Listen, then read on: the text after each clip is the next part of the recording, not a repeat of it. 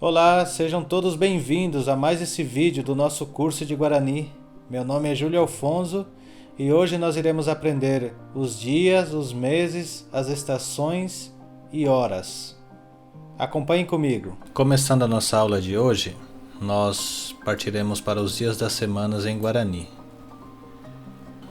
Arateim, domingo. Aracões, segunda-feira. Araapã, terça-feira. Ararundu, quarta-feira. Arapó, quinta-feira. Arapoteim, sexta-feira. E Arapocões, sábado. Ara significa dia, Peteim, e Arateim, primeiro dia. Agora aqui nós vamos partir para os meses, que em Guarani chama-se de Diaçuquera.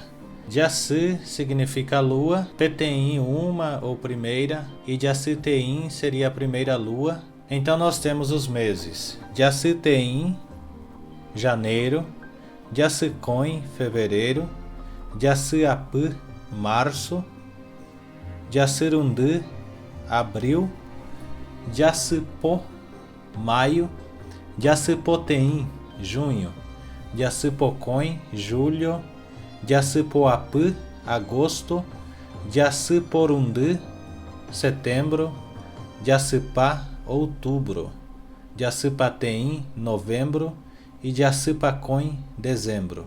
No Guarani nós usamos as luas para nos referirmos aos meses.